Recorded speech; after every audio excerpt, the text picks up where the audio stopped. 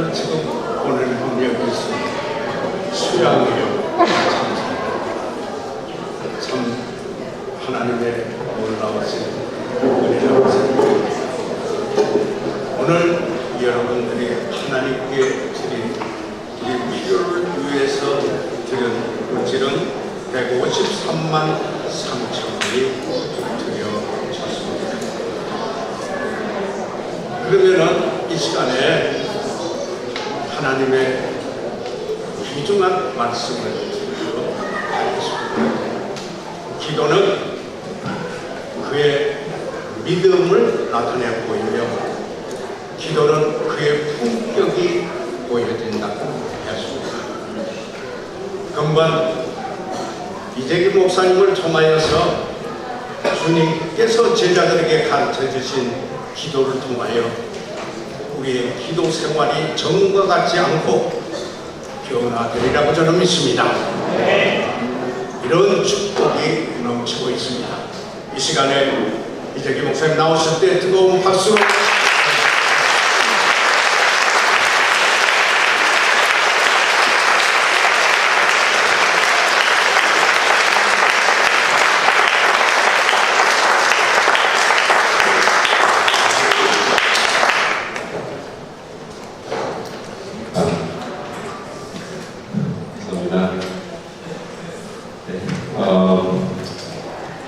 성령님께서 수양의 마지막 날 교파해야 하는 날 그 시간에 강림하신다고 하니까 많이들 가십시오.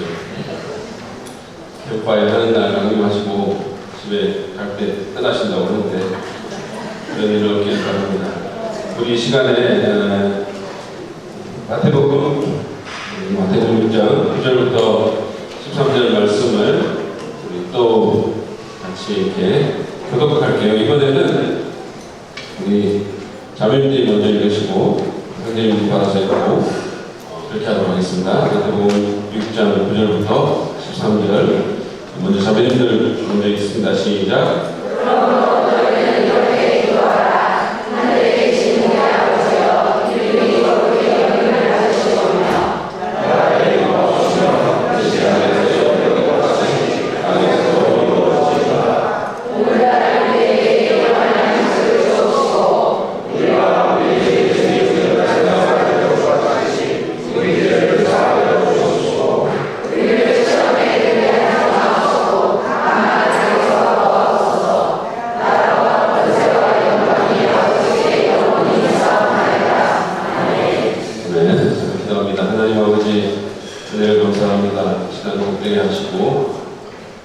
이 시간을 통해서 하나님의 원하시는 모든 뜻이 우리 가운데서 이루어져서 주께서 영광 받으시고 주의 이름 높임 받는 귀한 시간 되도록 축복하여 주옵소서.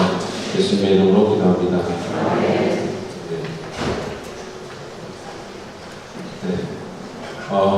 이럴 줄 알았는데 알고 보니까 그렇지 않더라. 이런 경험들을 여러분들이 하시는 게 있을 겁니다. 이를테면 저희 학교에 최철강 교수님이라는 목사님 아시죠? 여러분들 아시거든요. 근데 최철강 목사님은 언뜻 보면 좀 거친 것 같아요. 사람이 좀 터프한 사람 같은데 알고 보면 상당히 순수하고 인간미가 있습니다. 그런가 하면 저희 학교에 또 김석은 교수님이라는 분이 있는데 이분은 굉장히 이렇게 좀 창백하고 마르고 좀 예수님 느낌도 나고 하여튼 그래가지고 이분은 굉장히 이렇게 체력이 약할 것 같은데 알고 보면 엄청 체력이 좋고 운동도 못하는 게 없어요. 또 의학학을 강의하는 박철우 교수님이라고 있습니다. 여러분 아시는지 모르겠지만 요즘 수염도 들고 다니시고 그러는데 이분은 이제 워낙 전공 자체가 의학학이 많지 굉장히 좀 따지기 좋아하는 어떤 막 학자 같고 굉장히 고리타분한 것 같거든요. 근데 또 알고 보면 K-POP 매니아예요. 네. 그래서 방탄소년단을 다 구분을 해요. 놀랍습니다. 그리고 그 이름을 다 알고 있어요. 제 얘기도 좀 해야 되겠죠? 많은 분들이 저를 보면 굉장히 지적이고 감수성이 뛰어날 거라고 생각을 해요. 근데 알고 보면 실제로 지적이고 감수성이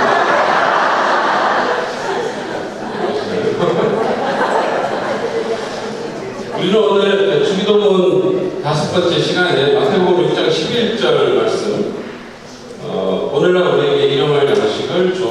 주십시오라는 그 기도에 대해서 좀 생각해 보려고 합니다. 이 기도는 인간의 필요를 아뢰는 주기도문의 두 번째 파트의 첫 기도문이에요.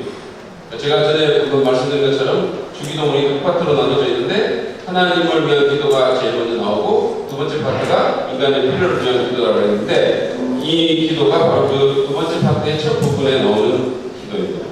지금까지는 하나님의 이름이라든지 하나님의 나라, 하나님의 뜻과 같은 그런 하나님에 대한 기도였는데 이제 인간의 필요에 대한 기도를 하는 겁니다. 오늘 우리가 이 기도에 대한 이제 공부를 하고 설교를 이렇게 들으면서 여러분은 아마도 이 기도가 그냥 어떤 생각하는 것과는 다른 면이 있음을 아시게 될 겁니다. 이 기도는 그냥 나의 물질적인 필요를 채우는 것에 불과한 것일까요? 그냥 내게 필요한 것을 채우게 해달라는 기도에 불과한 것일까요? 물론 그런 면도 분명히 있을 겁니다. 그리고 그것은 정당한 기도입니다. 내 물질적인 필요, 나의 육체적인 필요를 위해서 기도하는 것은 지극히 정당합니다. 우리 인간은 영혼만 있는 것이 아니고 우리에게 물질이 육체가 있기 때문에 그것은 전혀 나쁘거나 속된 것이 아닙니다. 기독교는 육체를 부정하는 종교가 아닙니다. 예수님께서는 육체를 입고 이 땅에 오셨습니다. 하나님께서는 이 모든 물질 세계를 창조하셨습니다. 그렇기 때문에 우리의 물질적인 필요, 육체적인 필요 뭐 이런 것들을 하나님께 아뢰는 것 굉장히 좋습니다. 사실은 이게 전혀 무슨 이류 기도가 아닙니다. 단지 이게 두 번째 기도라는 사실만 여러분들 기억하시면 돼요. 이류 기도는 아니지만 2번 기도는 맞습니다. 우리가 기도의 우선순위만 제대로 지킨다면 우리는 얼마든지 우리의 필요를 놓고 기도할 수 있습니다. 병 낫기를 위해서 자녀의 뭐 어떤 성장과 건강과 자녀의 어떤 성공을 위해서 또는 재정적인 필요를 위해서 남편의 사업을 위해서 얼마든지 우리는 기도할 수 있고 여러분 기도하시기를 바랍니다. 단지 하나님 나라라는 그 큰 맥락 가운데서 하나님의 뜻, 하나님의 나라, 하나님의 이름이라는 큰 맥락 가운데서 기도하시면 아무 문제가 없고 그렇게 하실 수 있기를 바랍니다. 더 많이 또 기도하실 수 있기를 바랍니다. 여러분 우리 그리스도인들은 예를 들어서 내가 사업을 하면 그 사업이 성공하는 것 그거 우리가 꿈을 얼마든지 삼을 수 있습니다. 그리스도인이 사업을 하면서 나는 그리스도인이니까 실패할 거야 이렇게 하는 사람이 있겠어요. 그리스도인이 사업의 성공을 위해서 그것을 꿈으로 삼고 얼마든지 기도할 수 있습니다. 그것은 속된 것도 아니고 나쁜 것도 아니에요. 여러분들의 어떤 꿈이 있을 거 아닙니까? 그게 물질적인 어떤 꿈일 수도 있겠고 괜찮은데요. 그런데 꿈 너머의 꿈이 있어요. 그것이 중요합니다. 그래서 사업에 성공하게 해주십시오라는 기도가 우리가 얼마든지 할 수 있는데 그래서 성공하면 어떻게 할 건데? 성공해서 뭐 할 건데? 그것도 더 중요한 기도라는 거예요. 그렇기 때문에 여러분들이 그 하나님 나라, 하나님 이름, 하나님 뜻의 맥락 안에서 이 물질적인 필요를 위한 기도를 하시면 이것은 전혀 이유 기도가 아니게 될 것입니다. 주님은 그런 기도를 하라고 우리에게 가르치셨어요. 그런데 이 기도의 의미가 단지 그런 어떤 물질적인 필요, 육체적인 필요를 구하는 데만 있는 것일까요? 알고 보면 우리가 그냥 생각했던 것과 좀 다른 뜻들도 있습니다. 어떤 보면 그런 것 같은데 안 그런 면도 있어요. 그래서 이 기도도 알고 보면이라는 제가 제목으로 이 기도의 좀 깊은 뜻에 대해서 생각해 보려고 합니다. 첫 번째로는 이 기도는 우리의 필요를 채우시는 공급의 주체가 하나님이심을 가르쳐줍니다. 이건 사람에 대한 기도인 줄 알았는데 알고 보니까 사실은 하나님에 대한 기도예요. 우리의 필요를 채우시는 공급의 주체가 하나님이심을 이 기도가 가르쳐줍니다. 예수님은 오늘날 우리에게 일용할 양식을 주옵시고라는 기도를 반드시 하라고 가르치셨어요. 그렇죠? 이거는 주님이 가르치신 그 모범 기도문에 있는 기도입니다. 우리는 이걸 반드시 해야 됩니다. 그런데 그럼 우리가 누구에게 이 기도를 합니까? 사장님에게요? 대통령에게? 아니죠. 하늘에 계신 우리의 아버지 하나님입니다. 그 말은 그 하나님이 우리의 물질적인 필요를 공급하시는 주체라는 겁니다. 그분이 이에 책임지고 계신다. 그렇지 않고 왜 이 기도를 하나님께 하라고 했겠습니까? 예수님께서 그냥 의존용으로 그냥 이 기도를 포함시킬 리는 없지 않습니다. 우리가 어떻게 생각하고 어떻게 느끼든지 간에 우리의 물질적인 필요를 채우시는 가장 근본적인 주체는 하나님 아버지입니다. 그러니까 그분에게 이렇게 기도하라고 하시는 겁니다. 따라서 이 기도도 알고 보면 인간의 필요를 위한 기도라기보다는 그 이전에 하나님에 대한 기도입니다. 하나님이 공급자임을 우리에게 가르쳐주시는 기도입니다. 우리가 주기도문의 구조를 분석하면서 앞부분은 하나님에 대한 것, 뒷부분은 인간의 필요에 대한 것이라고 했지만 사실은 이런 면에서 보면 모든 기도가 하나님에 대한 기도예요. 우리는 사실 기도할 때 하나님을 결코 잊으면서 기도하면 안 됩니다. 언제나 하나님을 인식하고 기도해야 합니다. 그래서 기도가 예배예요. 기도하면 우리가 하나님과의 관계가 더 깊어지게 되는 겁니다. 근데 기도 잘못하면 굉장히 이기적이 되고 기도 많이 하면서 이상한 사람이 될 수 있어요. 하나님과 별로 상관없는 사람이 될 수 있다. 근데 기도를 올바르게 하면 어떤 기도를 하든지 우리는 하나님께 더 가까이 나아가고 하나님을 더 인식하게 되고 하나님을 높여 나가게 되는 것입니다. 그래서 이 기도조차도 본질적으로는 하나님에 대한 것이라고 할 수 있습니다. 어떤 분들은 아니 내가 내 힘으로 일해서 돈 벌고 사는데 왜 하나님께 그런 걸 구하냐고 그렇게 생각하실지도 몰라요. 근데 여러분 생각해 보십시오. 만약에 하나님께서 우리에게 그 일을 할 수 있는 건강과 재능과 지력과 어떤 기회를 주시지 않았다면 우리가 그 돈을 벌 수 있을까요? 하나님께서 햇볕과 공기와 비와 이런 필요한 것들을 주시지 않는다면 우리의 물질적인 필요를 위한 생존이 가능할 수 있겠습니까? 여러분 가뭄 요즘 더위가 너무 심하잖아요. 그렇죠? 이 더위를 어떻게 합니까? 이거 계속 이러면 이거 어떻게 합니까? 가뭄이 심해졌던 이런 식으로 했다가 이제 가뭄이 막 심해지잖아요. 여러분 기억나실 거예요. 가뭄이 막 계속 가면 속수무책이에요. 그 어떤 인간도 어떤 정부도 이거 어떻게 할 수가 없는 거 그냥 속수무책입니다. 그냥 뭐 땅이 쩍쩍 갈라지고 뭐 강이나 호수가 뭐 물들이 다 말라는데 인간이 할 수 있는 거 없어요. 아무것도 없어요. 뭐 대단한 것 같지만 인간 정부가 대단한 것 같지만 속수무책이라는 거예요.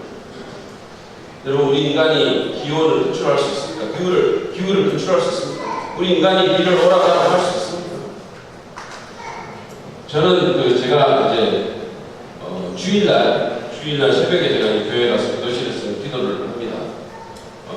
이제 줄사역이 있고 선교가 있고 하니까 제가 이제 기도하면서 또 성도들 위해서 기도하고 하는데 한 번은 제가 이제 기도하러 이렇게 새벽에 가는데 비가 너무 많이 오는 거예요.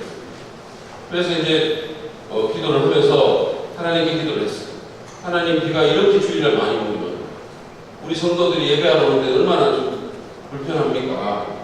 이런 기도가 나오더라고요. 그래서 아니 다른 날도 비를 주실 수 있는데 왜? 그래서 내 생각이 이제 그래서 어쨌든 기도를 하면서 하나님 정말 또 비도 필요하겠지만 하나님께서 원하시면 우리 성도들 예배하러 오는데 불편 없도록 비를 좀 멈춰주세요. 비가 너무 심합니다. 이렇게 기도를 했어요. 그랬는데 제가 기도를 하고 이제 집에 돌아가는데 그때도 비가 많이 왔거든요. 그런데 예배하는 그 순간에 비가 그친 거예요. 성도들이 예배하고 얼마 전에 비가 그친 거예요. 그래가지고 저도 놀란 거예요. 제가 일단 너무 신기한 거예요. 그래서 제가 이제 성도들한테 사실은 좀 얘기를 하고 싶더라고요. 이거를 그냥 그친 게 아니다라는 걸 좀 알게 하고 싶어요. 그래서 제가 그러고 이제 또 이게 뭐 하나님 어쨌든 기도해서 저는 응답이라고 생각했으니까 응답했다는 걸 말씀드리고 싶고 또 기도 내가 이렇게 좀 목사처럼 안 생겼고 좀 전도사처럼 생겼어도 나름 기도빨이 있다는 것도 알고 싶었어요. 그래가지고 제가 이제 성도들한테 이걸 얘기를 했거든요. 오늘 제가 아침에 사실은 일했는데 여러분 이래가지고 비가 그친 겁니다. 제가 이렇게 얘기를 하니까 뭐 좋아들 하시고 아멘을 묻고 이러시더라고요. 그랬어요. 그랬는데 그 다음 주도 또 비가 오는 거예요. 새벽에 기도하러 갔는데 그 다음 주에 또 비가 오는 거예요. 일주일마다 주기로 이렇게 하는지 하여튼 또 비가 오는 거예요. 제가 열심히 기도했어요. 하나님 오늘 오는데 저희 기도를 했거든요. 근데 비가 그치질 않는 거예요. 오는 거예요. 뭐 어떡합니까? 하나님께서 그러시는데. 그래서 이제 그랬는데 어쨌든 그 교회에서 이제 어떤 모친님을 만났는데 그분이 저를 이렇게 딱 보자마자 목사님 오늘 왜 비가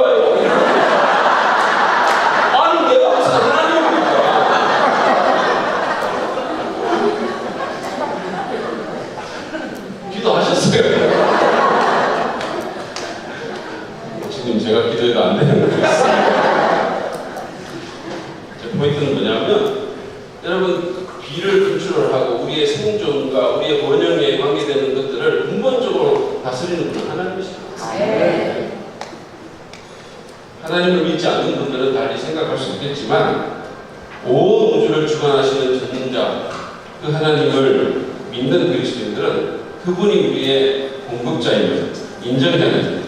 내 힘으로 사는 것 같지만 하나님이 주시지 않으면 그냥 우리 인생은 그냥 끝나는 거예요. 우리는 멈지도 입지도 못합니다. 우리 생명의 근원이 바로 하나님이시죠. 침례 요한이 자기 제자들이 이렇게 이탈하는 것을 보고 했던 유명한 말이 있잖아요. 요한복음 33장 27절에 하늘을 주시지 않으면 사람은 아무것도 받을 수 없다. 이 말은 우리의 물질적인 필요를 채우는 면에서도 동일하게 사실이 있다고 생각합니다. 하나님이 주시지 않으면 우리는 아무것도 받을 수 없어요. 그러므로 우리는 내 힘보다, 내 능력보다, 내게 월급 주는 사람보다 하나님을 더 인정하고 의지해야 합니다. 어린이 사역을 하는 그 하이디언 선교회라고 있어요. 여기 그 대표인 고종윤 목사님에게 제가 들은 얘기인데요. 그분이 이제 미국에서 신학교 다닐 때 일입니다. 어느 학기에 등록금 낼 돈이 부족했거든요. 1,500불이 부족했습니다. 그러니까 한국 돈으로 하면 180만 원 정도 되는데 미국의 1,500불은 한국 돈보다 훨씬 더 좀 가치가 있어요. 이게 지금부터 한 30년 전이니까 상당히 큰 돈이겠죠. 그래서 이분이 이제 숙기가 좀 없어요. 그리고 내성적이라서 사모님에게도 얘기를 안 하고 아무 얘기도 안 하고 그냥 고민하고 기도하면서 자기의 사정을 하나님께만 그냥 아는 등록금 마감일 하루 전날 학교에 있는 자기의 우편함을 열어봤더니 거기에 흰 봉투가 하나 들어있었어요. 열어봤더니 수표가 있는데 정확하게 1,500불짜리 수표가 들어있어요. 그러니까 미국의 개인 수표에는 이 수표 발행인의 이름과 주소 같은 게 프린트되어 있거든요. 근데 그것도 없는 거예요, 수표가. 그래서 수표가 1,500불짜리가 있는 거예요. 그래서 수소문을 해봤지만 도저히 알 수가 없었고 지금까지도 모른다고 했어요. 그래서 결국 하나님이 주신 걸로 믿고 그걸로 문납금을 냈습니다. 그런 다음에 그 수표를 복사해가지고 자기 자녀들을 거기 앉혀놓고 그걸 보여주면서 이 얘기를 해준 거예요. 그리고 그분이 이렇게 유학생활을 하는 동안 액수와 상황은 좀 달랐지만 신학교를 5년 다니는 동안 이런 일이 4번 있었어요. 그때마다 그는 자녀들을 불러놓고 그 얘기를 해줬대요. 그리고 나중에 이제 그 자기 큰아이가 고등학교 1학년쯤 됐을 때 그 아이에게 야 너는 하나님이 어떤 분이라고 생각하니? 이렇게 물었더니 걔가 제일 먼저 대답한 게 뭐냐면 아빠 제게는 하나님이 공급하시는 분이세요. 이렇게 얘기하더라고요. 그 아빠를 통해서 교훈을 얻었어요. 제가 그 얘기를 들을 때 너무 공감을 하면서 들었거든요. 왜냐하면 제가 신학교 다닐 때도 비슷한 일이 몇 번 있었어요. 학교를 나갔지만 저도 저하고 지금만 열 수 있는 그 우편함에 그걸 열어봤더니 흰 봉투가 거기 있는 거예요. 정말 신기한 경험을 제가 했습니다. 저도 이런 말을 하면 여러분들은 미국은 아무한테나 우편함에 흰 봉투 넣어주는 된다잖아. 미국 사람은 자기 이름 지우고 동양인들한테 돈 주는 그런 나라구나. 미국 이민 가야 되겠다 이렇게 생각하실지 모르겠지만 여러분 그러지 않습니다. 미국 그런 나라 아니에요. 하나님이 하십니다. 하나님이 불쌍한 유학생들을 돌봐주십니다. 저는 경제적으로 아무 보장이 없었던 그 유학생활 동안 하나님이 우리의 필요를 공급하시는 분을 절실히 느꼈어요. 정말 온 몸으로 배웠어요. 여러분 하나님은 누구보다 우리의 필요를 공급하시는 분이십니다. 하나님을 의지하십시오. 의식주 문제로 염려하고 안달하기보다는 하나님을 의지하고 기도해야 되지 않을까요? 제가 처음에도 말씀드린 것처럼 뭔가 염려가 될 때마다 그 염려를 기도로 바꾸지 않겠습니까? 주님이 그렇게 기도하라고 하셨어요. 그리고 하나님께서 그 필요를 채워주실 거라고 약속도 하셨어요. 마태복음 6장 33절 말씀 우리가 전에도 마지막 한 번 더 볼까요? 우리 다 같이 한번 읽어보실까요? 시작! 너희는 먼저 내가 너희에게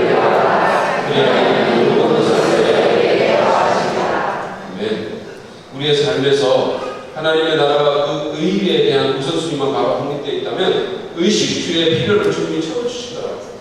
이건 우리 부자 만들어준다는 말씀 아니에요. 내가 원하는 거 다 주신다는 거 아닙니다. 그렇지만 의식주의 필요를 채우시겠다고 약속하십니다. 그러므로 염려하지 말고 신앙생활, 신앙양식 타협하지 말고 영혼을 팔지도 말고 우리의 필요를 채우시는 하나님께 나아가 기도하시는 저와 여러분이 됐으면 좋겠습니다.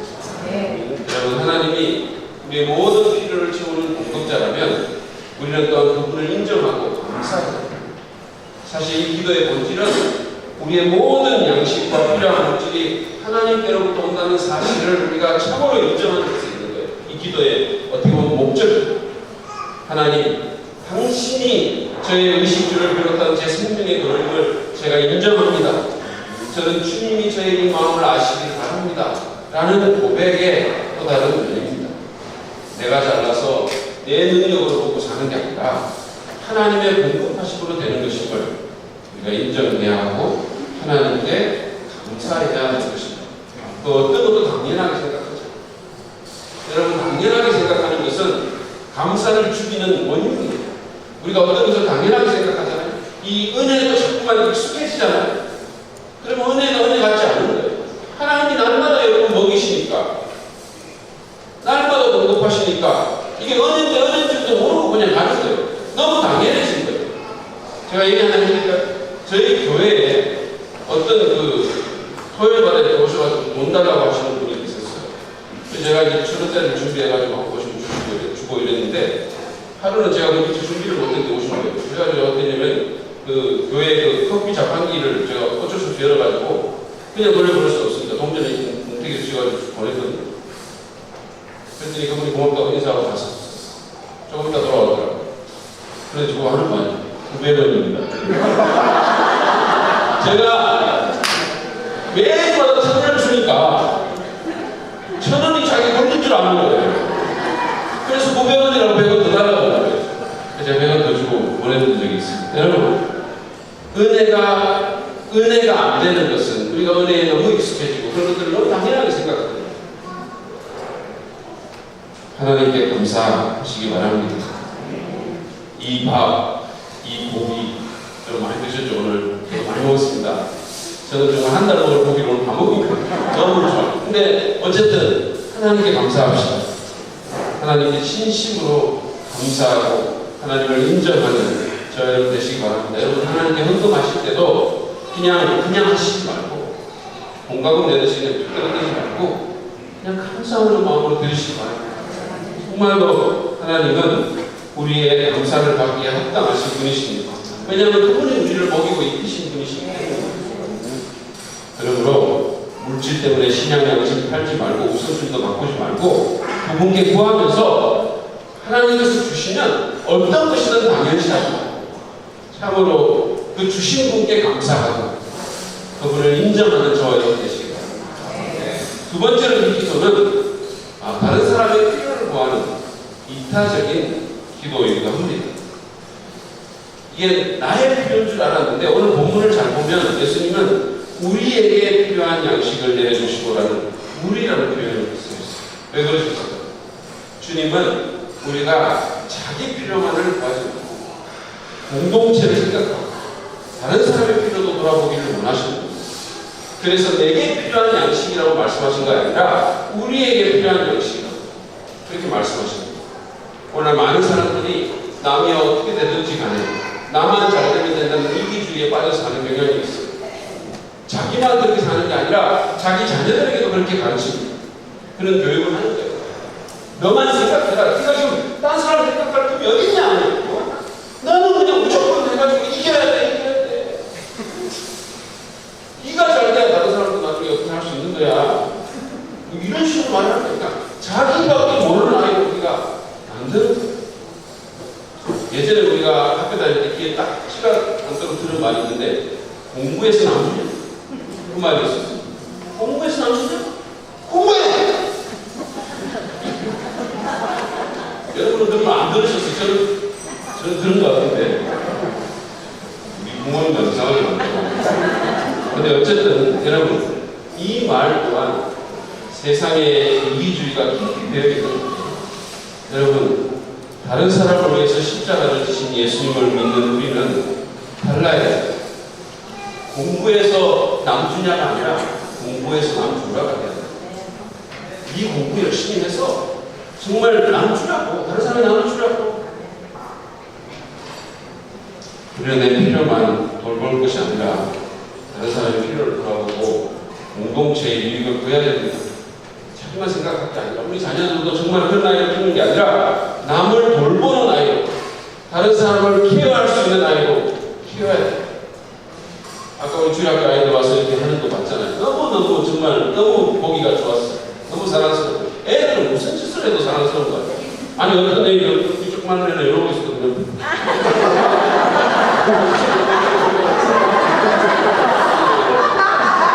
어느 집 아이인지 저는 이렇게 잡고 있었는데 어른이 만약에 그러고 있었다면 어땠어요? 근데 아이니까 너무 귀여운 거예요. 저는 걔가 제일 귀여웠어요. 아무것도 안 하고 있는 거예요. 그 아이들 너무 순종하지 않아요? 그 아이들이 우리가 어떻게 가르치느냐에 따라 그 아이가 어떤 아이가 되는지 결정이 나는 거예요. 제가 사실은 주일학교 그 아이들, 제가 이 아이들한테 대한 아이들 별로 저는 안 좋아해요. 그래서 우리 주일학교 아이들도 저한테 뭐 이렇게 좀 뭘 주거나 뭐 이런 거 없고 이렇게 교류가 잘 없어요. 그런데 한 번은 제가 이제 어린이 축제 때 저희 4층에 올라갔더니 우리 교회 집사님의 딸아이가 저한테 웃으면서 멘토스라는 사탕을 구비하고 하나를 주는 거예요. 그래서 너무 감동을 했어요. 너무너무 제가 달라는 말도 안 했는데 저한테 주더라고요. 이런 일은 일어나지 않는 일이에요. 제가 엄청나게 감동해가지고 받았는데 그래도 우리 집사람 제가 잘하고 있어요. 그랬더니 알고 봤더니 주일학교에서 하나는 자기가 먹고 다른 하나는 나가서 전도할 대상에게 주라고 했는데 그걸 저한테 목사가 전도하려고 그래도 나눠준 건 감사하지 않습니까? 누가 말한 것처럼 5,000명 먹을 걸 혼자 깔고 앉아있는 사람이 있는가 하면 어떤 사람은 5,000명을 먹이고 여러분의 자녀들을 5,000명 먹이는 아이로 키울 것을 축복합니다. 자기의 필요만 생각하는 이기주의가 사실은 자기에게 유익할 것 같지만 그렇지 않습니다. 결국은 모두를 망하게 하는 거예요. 어떤 사람이 꿈에 지옥을 갔는데 테이블 위에 산의 진미가 차려져 있었대요. 그런데 막 이렇게 풍성한 음식이 있는데 사람들은 막 피곤이 상접하고 그래서 깜짝 놀란 거예요. 알고 보니까 그게 엄청나게 긴 숟가락들이 있었어요. 사람 키만한 숟가락으로 그걸로 전부 자기 먹으려고 막 옆 사람 치고 이렇게 하니까 아무도 못 먹는 거예요. 그런데 꿈이 계속돼서 이 사람이 천국으로 갔어요. 똑같이 산의 진미가 차려져 있고 똑같이 엄청나게 큰 숟가락이 있었어요. 그런데 지옥 가는 날이 있고 사람들 다 행복해 보이고 그냥 얼굴도 너무너무 유익하겠어요. 보니까 그들은 밥을 퍼가지고 맞은편에 있는 사람을 먹이는 거예요. 그러니까 모두가 배고프고 여러분 이게 누가 만든 얘기겠지만 이 얘기는 상당한 진리가 있어요. 자기만 먹으려 하고 자기 필요만 채워야 하는 것은 결국은 자멸이에요. 사람이 그렇게 못 사는 거예요. 그런 사회는 무너지게 돼 있어요. 그것은 지옥으로 만들다는 거예요. 바울은 빌립보서 2장 3절 4절에서 이런 권면을 했습니다. 세 번째 제가 읽겠습니다. 무슨 일을 하든지 경쟁심이나 허영을 하지 말고 겸손한 마음으로 하고 자기보다 서로 남을 낮게 여기십시오. 또한 여러분은 자기 일만 돌보지 말고 서로 다른 사람의 일도 돌보아 주십시오. 그러면서 그는 그 다음 것이 이게 바로 예수님의 마음이라고 말했어요. 다른 사람을 돌아보는 마음이 예수님의 마음이라고. 예수님이 자기만 생각했다면 왜 이 낮은 땅에 오셨겠습니까? 왜 십자가에 달리셨겠습니까? 왜 그분이 자신의 살과 피를 주셨겠습니까? 그분이 만약에 자기의 유익만 구했다면 우리는 오늘날 어떻게 됐겠습니까? 자기만을 위해서 구하고 자기만을 위해서 기도하고 자기만을 위해서 살았다. 오늘날 우리가 여기에 있겠습니까? 제가 뉴욕에 브루클린 태버네이컬 교회라고 있어요. 그 교회가 이제 기도를 아주 열심히 하는 교회라고 이렇게 소문이 나가지고 제가 뉴욕에 간 김에 그 교회를 가봤거든요. 가족들과 같이 기도회에 참석을 했어요. 근데 기도회가 한 2시간 정도 저녁에 진행이 됐는데 한 번도 자기를 위해 기도하는 시간이 없는 거예요. 한 번도. 그러다가 이제 그 목사님이 이런 제안을 하시더라고요. 여러분 자기를 위한 기도 제목이 있으면 지금 옆 사람에게 말하십시오. 자기 옆에 있는 사람을 말하십시오. 자기를 위해 본인이 직접 기도하는 것보다는 다른 사람이 나를 위해 기도하게 해주는 게 훨씬 더 기독교적입니다. 여러분, 멋있지 않습니까? 옆 사람 어깨 두고 그러면서 그렇게 기도를 했어요. 나 혼자 잘 되게 해달라는 기도를 넘어서기 바랍니다. 자기 가정의 필요만을 위해서 기도하지 맙시다. 내 자녀가 잘 되기만을 위해서는 곤란합니다. 나와 내 자녀, 내 가정, 내 교회를 넘어서는 저와 여러분 되기 바랍니다. 제가 예전에 그 불광동교에서 섬길 때 얼마 안 된다, 본지 제가 얼마 안 됐을 텐데, 그때는 여러분 알다시피 지금 교육관이 없어가지고, 비 올 때 막, 이거에서 받아가지고, 떨어지고 이러고 다녔잖아요. 그때는 그 주름이에요. 그때 금생 목사님께서 저한테 이런 말씀 하셨어요. 이 목사님, 우리가 건물 지어주면 벌써 몇 개는 지었을 겁니다. 제가 엄청 감동했어요. 야, 교회가 지금 밥을 받아가지고 비가 떨어지는데도 불구하고 목사님께서 하시는 말씀이 우리가 성교했고 우리가 세상의 교회들을 도왔기 때문에 지금 우리는 이러고 있다. 그 얘기를 저한테 하셨어요. 제가 너무너무 감동을 받고 나도 목회하면 그래야 되겠다. 이런 생각을 했는데 왜 내가 이렇게 건축한다고 이러고 있는지 모르겠어요. 여러분, 우리가 정말 자기를 넘어서는 예수님 닮은 사람 될 수 있기를 바랍니다. 바로 이 기도가 우리에게 그것을 가르쳐줍니다. 우리가 나의 필요만을 위해서 기도하는 것이 아니라 내 주변에 있는 우리 형제 자매들 돌아보며 그들의 필요를 주님 앞에 아뢰고 그들을 돌볼 때 하나님께서도 기뻐하시고 우리의 삶도 더 풍성해지게 될 것입니다. 마지막으로 이 기도는 우리의 탐욕에 제동을 거는 기도입니다. 우리의 탐욕에 제동을 거는 기도입니다. 이 기도가 나의 필요를 위해서 기도하는 기도니까 꼭 잘못 보면 좀 욕심을 채우기 위한 기도처럼 보이잖아요. 근데 알고 보면 그 반대예요. 이 기도는 우리의 욕심의 브레이크를 겁니다. 제가 뭘 보고 그런 얘기를 하냐면 하나는 제가 앞에서 말씀드린 그 우리라는 공동체의 개념이고요. 또 다른 하나는 일용할이라는 단어입니다. 일용할 양식을 봅시다. 근데 원어 성경을 보면 이 일용할로 번역된 헬라어 단어가 에피고시온이라는 단어입니다. 근데 그것은 그날의 필요에 적합한이라는 의미가 있어요. 어떤 강의자는 생존을 위해 필요한 이라고 그 의미를 주장하게 됐어요. 정리를 하자면 주님은 우리가 욕심의 종이 돼서 다 쓰지도 못할 것을 갖게 해달라는 기도를 하라고 하신 게 아니라 그날 살아가는 데 필요한 것을 구하라고 하십니다. 지나치게 욕심내지 않고 그날 먹을 것, 그날 입을 것 그냥 몸을 누릴 때가 있으면 만족하면서 살라는 거예요. 여러분 어떠십니까? 탐욕은 이 시대 대한민국과 같은 물질주의 사회에 사는 많은 사람들이 감염되어 있는 위험한 질병이에요. 우리는 많은 것을 갖고 있으면서도 만족하지 못하고 더 많은 것을 해요. 제가 오늘 학회가 어디 가가지고 이 물질주의 지수죠. 물질주의적 지수 지표를 봤는데 대한민국이 미국보다 훨씬 더 높아요. 우리는 미국보다 수입은 낮지만 훨씬 더 물질주의적인 경향이 있어요. 더가 우리의 보호가 됐어요. 그러다 보니까 우리의 마음을 물질에 빼앗기고 욕심의 종이 돼서 자기를 해치는 일도 스스럽지 않는 거예요. 인도네시아에 가면 원주민들이 원숭이를 잡을 때 이렇게 한다는 얘기를 제가 들었습니다. 야자에 달라지고 있잖아요. 그 원숭이 손이 들어갈 만한 작은 구멍을 이렇게 냅니다. 그리고 그 안에 고무물 같은 것을 넣습니다. 그러면 그래서 원숭이가 이제 지나다니는 말을 뒷목에다 갖다 놓으면 원숭이가 그 냄새를 맡고 그 안에 손을 넣고 꺼내려고 해요. 그런데 들어가긴 하는데 움켜쥐면 안 나와요. 절대로 안 나와요. 그 원숭이가 당하면서도 절대 손을 펴지 않는데 음식을 포기할 수가 없기 때문에. 그래서 심지어는 그 덫을 놓은 원주민이 오는데도 불구하고 놓지 않는 음식에 대한 욕심과 미련을 버리지 못한 원숭이가 결국은 원주민에게 잡혀가지고 최후를 맞이한다고 합니다. 어쩌면 오늘날 많은 사람들이 이 원숭이와 같지 않을까요? 물질에 대한 욕심과 미련이 집착이 자기를 죽음으로 몰고 가고 놓지 못해요. 예수님은 탐욕이 우상숭배라고 말씀하셨습니다. 탐욕은 제가 앞에서 말씀드린 것처럼 일종의 자해행위거든요. 그래서 가장 큰 비극은 인생에 정말 귀한 것을 놓치게 만들고 하나님에 대해서 가난하게 하는 거예요.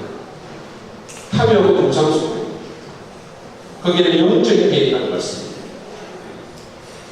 하나님에서 마음이 떠나게 하고 그분을 붙들지 못하게 하는 거예요. 라벨이라는 미국의 젊은 목사님이 자기 아이들과 마이애미에 어떤 해변에 간 얘기를 제가 들었습니다. 아이가 해변을 돌면서 양손 가득 조개 같은 것을 주었어요. 너무 예쁜 조개들 막 주었어요. 그런데 이렇게 가득 쥐고 가다가 조금 더 가다 보니까 정말 보석같이 예쁜 돌이 거기 있었어요. 이게 너무 당당한 거예요. 이거를 주고 싶은 거예요. 그런데 이거를 주스려면 손을 펴야 돼요. 그러니까 애가 그 두 손을 팍 움켜쥔 채 그 돌을 쳐다보면서 엉엉 울더라는 거예요. 여러분, 이게 바로 탐욕이 하는 일입니다. 물질에 대한 욕심과 집착은 하나님을 붙들지 못하게 합니다. 그 보석과 같은 분, 그분을 붙들려면 좀 놔야 되는데 못 놓는 거예요. 여러분, 우리는 이 사실을 정말 깊이 인식하고 움켜진 손을 놔야 됩니다. 펴야 돼요. 예전에 제가 노트북을 하나 사려고 하는데 이게 물건을 보다 보니까 자꾸 욕심이 나더라고요. 제가 지금 생각했던 건데 보다 보니까 이 사양이 자꾸 이렇게 올라가잖아요. 조금씩 올라갑니다. 그러니까 자꾸 돈도 이렇게 올라가는 거예요. 제 집사님이 보다가 여보, 거기서 멈추세요. 그렇게 준엄하게 말씀하셨어요. 그래서 제가 멈췄습니다. 여러분, 우리의 욕심은 어디에선가는 멈춰야 돼요. 어디에선가는 멈춰요. 대한민국 분들이, 많은 분은 다 그렇다는 거 아니에요. 많은 분들이 정말 불행한 것은 필요가 안 채워지기보다는 비교적으로 자기가 불행하다고 느껴요. 우리는 욕심을 내려놓고 일용할 양식에 대한 기도를 하고 매일매일 하나님을 바라보아야 하는 필요가 있습니다. 가진 것에 만족하고 정말로 하나님 중심에 가능하면 단순한 삶을 우리가 추구해야 될 필요가 있습니다. 우리 교회 한 가정이 기도 제목을 냈는데 저를 너무 기쁘게 한 기도 제목이 이런 겁니다. 하나님, 우리 가정이 검소하고 단순한 삶을 살 수 있도록 도와주셔서 먹는 거, 입는 거, 소비, 미디어, 소유욕, 집, 차 이런 것에서 절제하는 훈련을 할 수 있게 도와주세요. 여러분, 우리 모두에게 아주 필요한 기도가 아닙니까? 이런 마음을 가지면 오히려 행복할 수 있는 것. 스스로를 돌아봅시다. 하루를 살 수 있는 충분한 양식이 있는데 불안해하고 불행해하고 더 가지려고 안달하지 않으십니까? 일용할 양식을 위한 기도를 합시다. 그것이 탐욕의 브레이크를 걸고 자족을 경험하게 만들 것입니다. 염려와 욕심에서 벗어나서 하나님을 바라고 가진 것에 만족하도록 돕는 기도라고 생각합니다. 재물을 쌓아놓고 그냥 막 썩어 들어가는 그렇게 막 하지 않더라도 여러분, 일용할 양식과 물질이 여러분에게 있으십니까? 그러면 감사합시다. 그러면 감사합시다. 음식을 맛있게 먹을 근간이 있으십니까? 그러면 감사합시다. 마치 하나님이 없는 것처럼, 하나님의 손이 묶여 있는 것처럼 그렇게 앞일에 대한 걱정으로 밤잠 설치고 너무 염려하지 맙시다. 실질적인 무신론자처럼 살지 맙시다. 예수님은 마태복음 6장 34절에서 내일 일을 위하여 염려하지 말라라고 하시면서 내일 일은 내일 염려할 것이 없었어요. 세 번째는 내일 걱정은 내일이 맡아서 할 것이다. 미리 땡겨서 염려할 필요 없다는 거예요. 제가 구약에서 참 좋아하는 기도문이 있는데 바로 잠언 30장 7절 8절에 나타난 아굴의 기도입니다. 여러분도 잘 아실 거예요. 아굴은 이렇게 기도합니다. 내가 두 가지 일을 주께 구하였사오니 나의 죽기 전에 주시옵소서.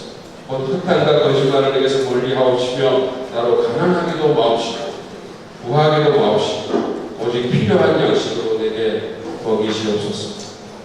여러분, 오늘 우리가 살펴보는 그 기도 같지 않습니까? 가난하게도 말고 부유하게도 말고 필요한 양식을 달라고 했습니다. 왜 그랬을까요? 9절에 답이 나와 있습니다. 우리 같이 한번 읽어볼까요? 시작. 혹 내가 좀 띄워주시죠.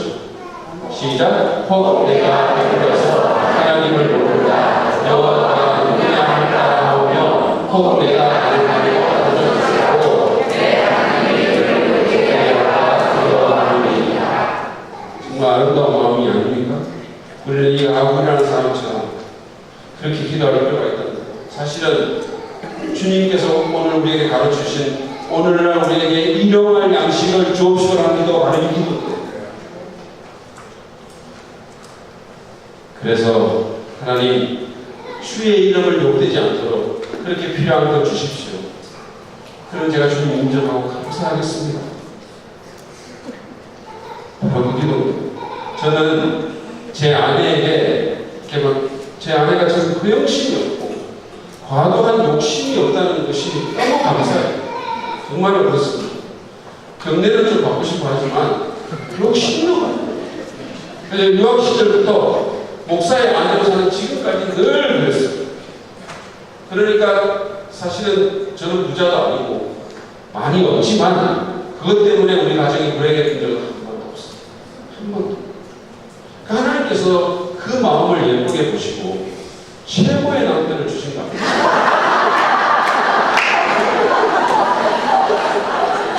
왜 아멘을 안 했습니까? 여러분, 공급자 대신 우리 하나님을 크게 바라보고 일용할 양식을 위해서 기도함으로써 우리의 욕심의 브레이크를 겁시다. 어디서든 멈춰야 돼요. 그분이 주시는 것에 감사하고 만족합시다. 그리고 하나님께서 신실하게 우리의 필요를 채워주시고 더 가치 있는 것들로 우리의 삶을 복되게 하실 겁니다. 우리의 삶이 하나님께 부유한 삶이 되게 만들어 주실 것입니다. 이 시간 우리의 필요를 아시고 그 필요를 채우시는 하나님을 바라봅시다. 그 하나님 있으면 우리 괜찮습니다. 안심할 수 있습니다. 그분이 우리의 공급자이기 때문입니다.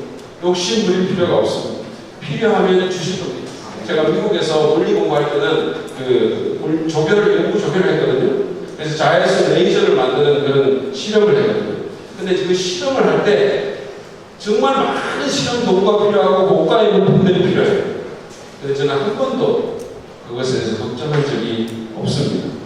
한 번도 욕심 부린 적도 없습니다. 그냥 없으면 지도 교수님한테 부탁만 하면 됐어요. 그분이 필요한 것은 무엇이든지 공급해 주셨어요. 그리고 그분 뒤에는 미국의 나사와 해군이 버티고 있었어요. 막강한 공급자였어요. 사랑하는 여러분, 우리에게는 하나님이 계십니다. 하나님이 계십니다.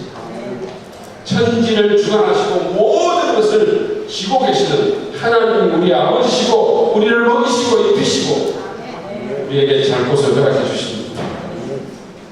그분보다 더 막강하고 그분보다 더 믿을 만한 공급자는 없습니다. 그분이 신실하게 채우실 겁니다. 이스라엘 민족이 광야를 지날 때 그분은 40년 동안 날마다 하늘에서 만나를 내려주셨습니다.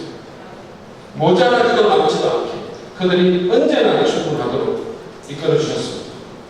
인생이라는 이 광야를 지날 때 그분은 그렇게 우리의 필요를 신실하게 채우실 것입니다. 일용할 양식을 주실 것입니다. 그러므로 염려하지 말고 욕심내지 말고 하나님 바라보고 그분에게만 구합시다. 그분이 주실 것입니다. 그리고 그분뿐만 아니라 하나님이 우리에게 진정한 그 일용할 양식뿐만 아니라 진정한 만나 대신 우리 생명의 빵 대신 우리 생명의 떡 대신 예수님도 우리에게 주실 것입니다. 우리를 위해 찢기신 그 예수님이 우리를 살리고 우리의 영혼의 자양분에 계실 것입니다. 그래서 우리를 하나님께 부유한 자로 만들어 주실 것입니다. 그리고 우리를 축복의 통로로 쓰실 것입니다. 우리가 오늘 배운 대로 이 기도를 그렇게만 한다면 우리는 참으로 부유한 자가 될 수 있을 것입니다. 하나님께서 여러분을 그렇게 축복하시기를 바랍니다. 이 시간 잠깐 제가 기도하고 마치겠습니다. 살아계신 주님, 하나님께서 우리의 공급자 되심을 오늘만 감사합니다. 우리를 먹이시고 입히시는 분은 다른 누구도 아닌 온 우주의 주관자이신 하나님이십니다. 우리 그 하나님이 우리의 아버지가 되시니 우리는 염려할 것 없고 걱정할 것 없습니다. 하나님 바라보겠습니다. 그리고 주님 욕심내지 않겠습니다. 오히려 주님 이웃을 돌아보고 함께 기도하며 주님을 받아 풍성히 나누며 주께서 주시는 영적인 양식까지 우리가 공급받으며 정말 참된 부자로 살아갈 수 있도록 주님 우리를 그렇게 인도하시고 축복해 주옵소서. 사랑하는 우리 불광동 선서 침례교회를 주님 복의 통로로 사용하시고 수많은 교회들 열방에 많은 것을 나누어주는 귀한 교회로 앞으로도 계속적으로 축복해 주시옵소서. 감사하며 예수님의 이름으로 기도하옵소서.